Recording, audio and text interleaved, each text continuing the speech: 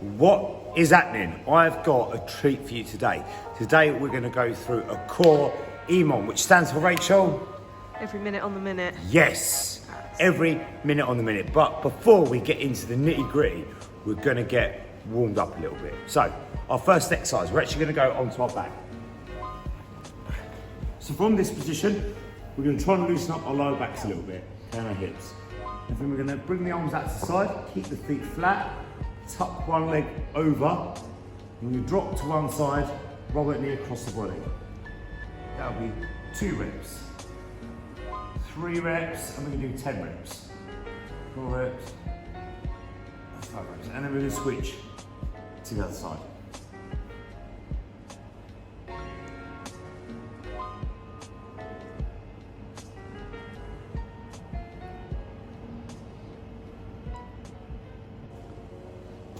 Now from here, we're going to roll into our front.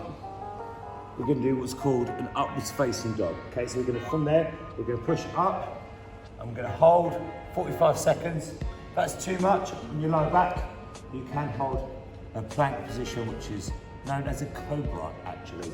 If not, an upwards facing dog, 45 seconds. Now from this position, you're going to bring one leg forward, okay? You're going to have this back leg back, okay? You're going to have this leg as straight as you possibly can. Now from this position, you're going to try and drive this left hip to the floor. So I'm going to try and put this pocket on the floor. And we'll do this for 45 seconds. Trying to push that hip towards the floor, hold, come back, push back in. After we've done that for 45 seconds, then we're going to do it on the other side. So yet again, hands inside of the knee facing out. We're going to drive this hip to floor and try and do it for about 45 seconds.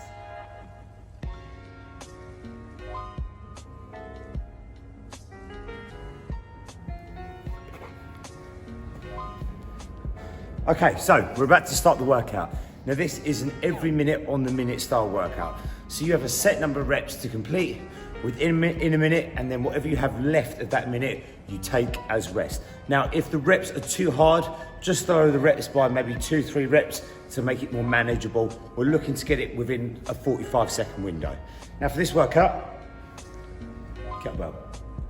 Okay, you can use a dumbbell, you can use a tin of baked beans, you can even use a cat. Just don't tell the neighbours. So our first exercise is going to be what is called a kettlebell windmill. Now this movement is a very, very tricky movement, so please do not rush it. So with this movement called a windmill, this can be focusing on your obliques, which are down the side of your trunk, down that way.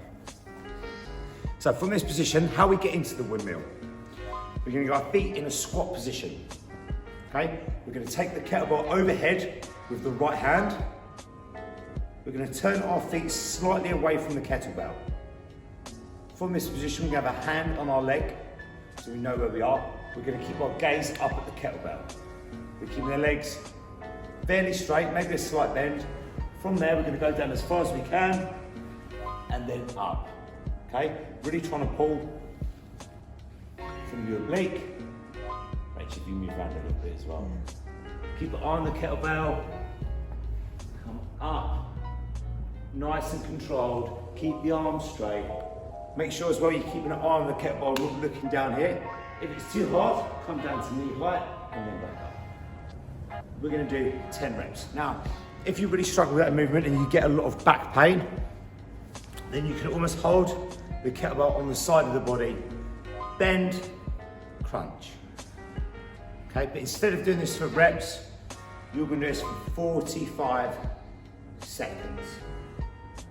Okay, the second minute, we're going to go onto your back. We're going to do what's called a reverse crunch. Now, a reverse crunch, the main thing really is trying to push this lower back into the floor as hard as we can.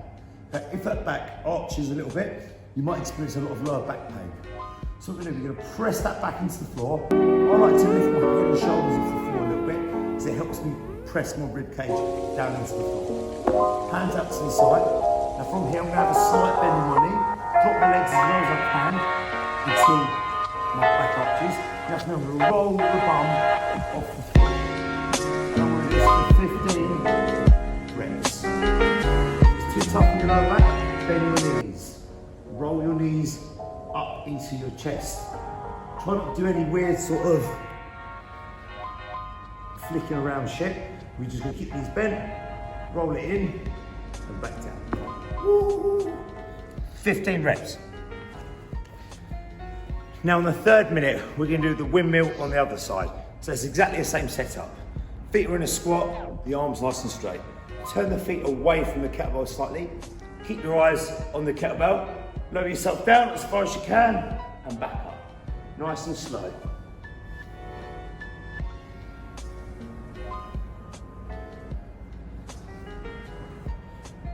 Ten reps on that movement. Now we're going to head back to the Now we're going to head back to the floor for our fourth exercise.